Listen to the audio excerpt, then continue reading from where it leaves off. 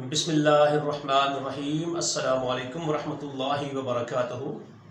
ناظرین، میں نے پچھلی ویڈیو میں کچھ باتیں کی تھی اس موجودہ امپورٹڈ حکومت کے بارے میں، اور آپ کو بتایا تھا کہ نیوٹرلز جو ہیں جنہوں نے اس امپورٹڈ حکومت کو ہمارے اوپر مسلط کیا ہے، اور انہوں نے اس حکومت کو بچانے کے لیے ہر طرح کے قانونی اور غیر قانونی کام کرنے کا ارادہ کر لیا ہے اور کر بھی رہے ہیں، اور عمران خان کو وہ لالی پاپ دے رہے ہیں کہ ہم آج الیکشن کرائیں گے، کل کرائیں گے، پرسوں کرائیں گے۔ یہ ایک لالی پاپ ہے صرف، تاکہ وہ اپنی احتجاجی تحریک کو ختم کر دیں۔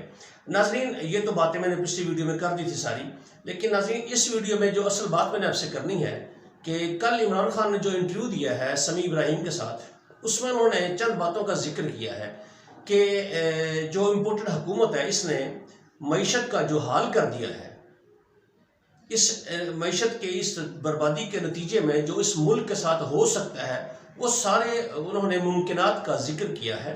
ناظرین، وہ تمام ایسی باتیں ہیں جو ہر محب وطن پاکستانی سوچتا ہے۔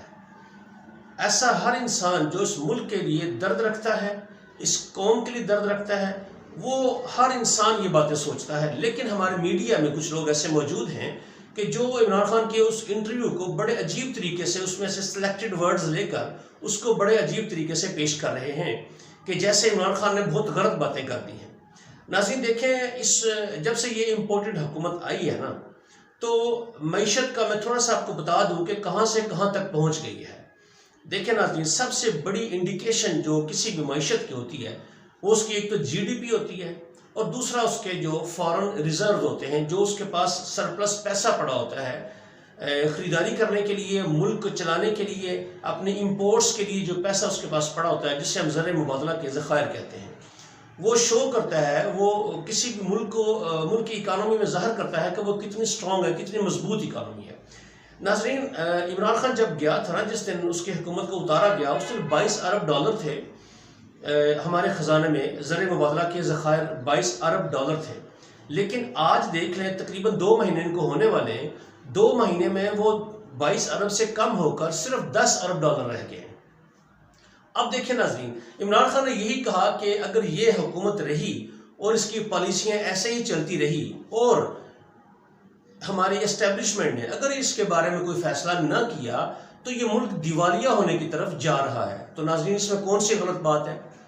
یہ سچ بات کہی ہے انہوں نے کہ اگر دیکھیں 2 مہینے میں 22 سے کم ہو کر 10 پر آ گئے ہیں، اور اگر اسی سپیڈ سے یا اسی رفتار سے یہ زر مبادلہ کے ذخائر کم ہوتے گئے تو دیوالیہ ہوگا ملک ہمارا۔ جب دیوالیہ ہوگا تو ملک چلانے کے لیے پیسے نہیں ہوں گے، تنخواہوں کے لیے پیسے نہیں ہوں گے، باہر سے پیٹرول خریدنے کے لیے پیسے آپ کے پاس نہیں ہوں گے، اپنے امپورٹس کے لیے پیسے آپ کے پاس بالکل نہیں ہوں گے، تو پھر آپ کیا کریں گے؟ تو پھر آپ جائیں گے انٹرنیشنل اداروں کے پاس، ورلڈ بینک کے پاس جائیں گے، IMF کے پاس جا سکتے ہیں آپ، یا امریکہ کے آگے جا کے روئیں گے، یا بڑے ملکوں کے آگے جا کے منتیں کریں گے، ایشین بینک کے پاس جائیں گے۔ تو ناظرین، یہ تو وہ سارے ادارے ہیں جو اس وقت یہودیوں کے یا جتنے بھی غیر مسلم ممالک ہیں جو پہلے ہی آپ کے ملک کے خلاف ہیں، ان سارے اداروں پر تو ان کا کنٹرول ہے، تو ان کے پاس ایک موقع مل جائے گا آپ کو بلیک میل کرنے کا، اور آپ کے جو ایسٹس ہیں، جو نیوکلیئر ایسٹس ہیں آپ کے، جس کی وجہ سے یہ ملک ابھی تک انڈیا کے سامنے ڈٹ کر کھڑا ہے، اپنے باقی تمام دشمنوں کے سامنے بھی ڈٹ کر کھڑا ہے، تو اس پر آپ کو کمپرومائز کرنا پڑے گا۔ عمران خان صاحب نے بھی یہی کہا ہے، ہر محب وطن بندہ بھی یہی کہتا ہے۔ جیسا آپ یوکرائن کا حال دیکھ لیں، یوکرائن کے پاس بہت زیادہ ایٹمی ہتھیار تھے، لیکن پورے یورپ نے اسے کیا کہا کہ آپ یہ ہتھیار ختم کر دیں، ہم آپ کو پیسہ دیتے ہیں، اس کے بدلے میں ہم آپ کی بہت امداد کریں گے۔ تو آج دیکھ لیں، رشیا اس کے اوپر چڑھ گیا آ کے، وہ کچھ بھی نہیں کر سکا۔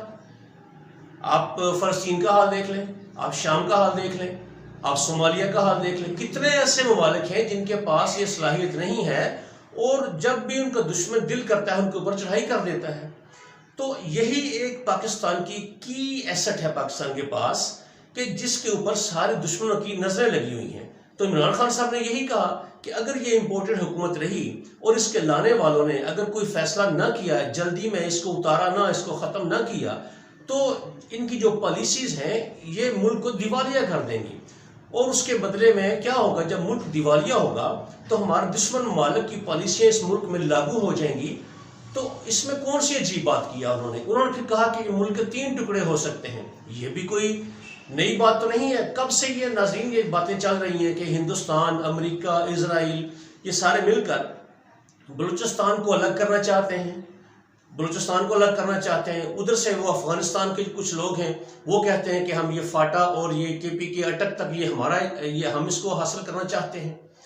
تو ناظرین جب آپ معاشی طور پر کمزور ہو جاتے ہیں، آپ کے پاس کھانے کے لیے پیسے نہیں ہوتے، آپ کے پاس ملک چلانے کے لیے پیسے نہیں ہوتے، آپ کا ملک بالکل کھوکھلا ہو جاتا ہے، تو ناظرین آپ سب سے بڑا ادارہ آپ دیکھیں نا، اس ملک میں سب سے بڑا ادارہ جو ڈسپلنڈ ادارہ ہے وہ فوج ہے، آرمی ہے ہماری، جو اس ملک کی دفاع کی ضامن ہے اور جس سے عوام بے پناہ محبت کرتے ہیں.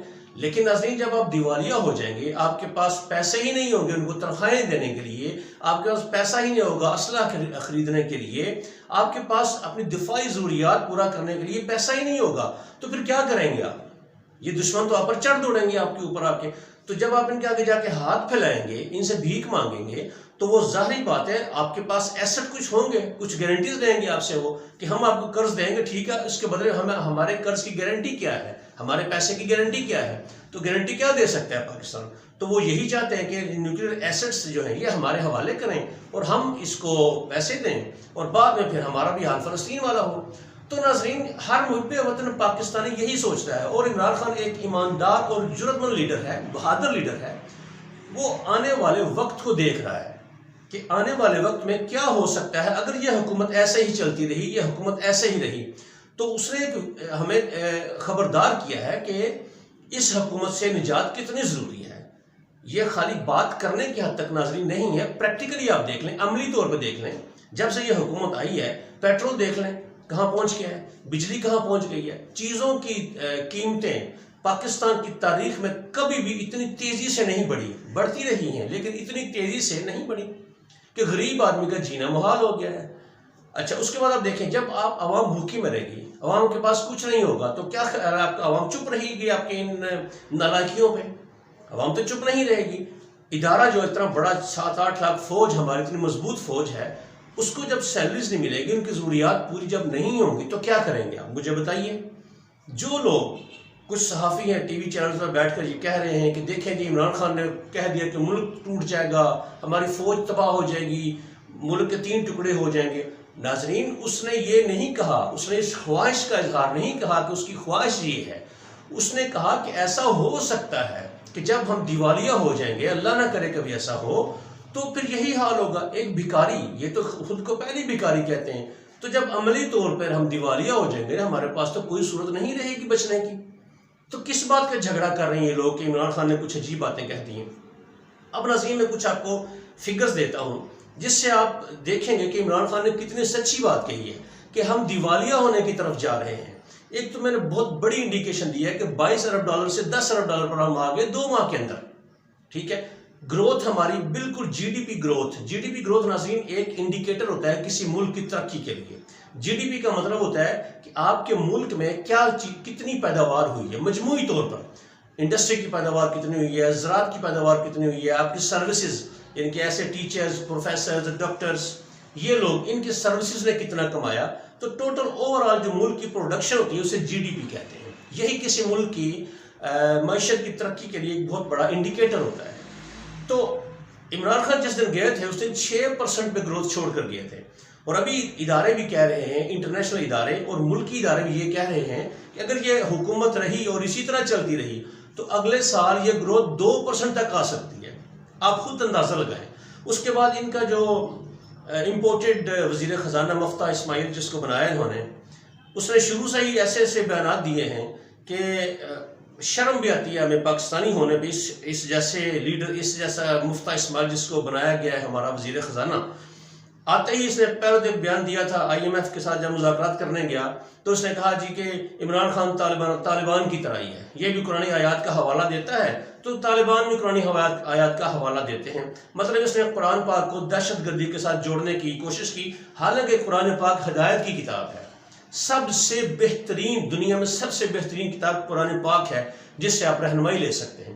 اب اس نے کیا کہا ہے، اس نے ایک انٹرویو میں کہا، ایک بیرونی چینل کو انٹرویو دے رہا تھا تو اس نے کہا جی کہ ہم تیل خرید سکتے ہیں رشیا سے، روس سے، لیکن میرا خیال ہے اس پر پابندیاں لگی ہوئی ہیں. یار آپ وزیر خزانہ ہو اس ملک کے، ایک ایٹمی پاور کے وزیر خزانہ، اور آپ کو اتنا پتہ نہیں کہ رشیا کے اوپر پابندیاں ہیں کہ نہیں ہیں. پہلی بات تو یہ. دوسری بات دیکھیں اس نے غلامی کا کیسے حق ادا کیا. اصل میں وہ کہنا یہ چاہ رہا تھا کہ اگر امریکہ چاہے گا، یا ہمارا جو مائی باپ امریکہ ہے جو ہمیں لے کر آیا ہے وہ چاہے گا تو ہم پیٹرول خریدیں گے روس سے. ناظرین یہاں پر آپ کو بات بتا دوں، روس اس وقت بھارت کو تیل دے رہا ہے، کینیڈا اس سے تیل دے رہا ہے، یورپ اس سے پیٹرول خرید رہا ہے، سری لنکا اس سے پیٹرول خرید رہا ہے. کیا پابندی ہے؟ کوئی پابندی نہیں ہے اس کے اوپر. پابندیاں جو ہیں اس کے باوجود بھی لوگ وہ سستا پیٹرول دے رہا ہے. عمران خان صاحب بھی یہی کرنے والے تھے، جس کی سزا ان کو دی گئی کہ وہ پیٹرول 30 سے 40% سستا پیٹرول خریدنے جا رہے تھے تاکہ عوام کو ریلیف مل سکے، عوام کو سستی چیزیں مل سکیں. کیونکہ ناظرین پیٹرول ایک ایسی چیز ہے کہ اس کی قیمت جب بڑھتی ہے تو پوری مارکیٹ میں چیزیں مہنگی ہو جاتی ہیں، ہر چیز مہنگی ہو جاتی ہے. تو پیٹرول ایک بیسک بیک بون جسے آپ کہہ سکتے ہیں. تو وہ سستا کرنے جا رہے تھے، رشیا سے سستا پیٹرول لے کے تقریباً 30 سے 40%. تو کون سا گناہ کر رہے تھے؟ اور یہ مفتہ اسماعیل کہہ رہا ہے کہ جی اس حکومت نے کچھ نہیں تھا کیا. اور پھر ساتھ ہی جو حماد اظہر تھے انہوں کا لیٹر بھی ساتھ میں آ گیا کہ عمران خان تو سودا کر چکا تھا ان کے ساتھ سستا پیٹرول لینے کا.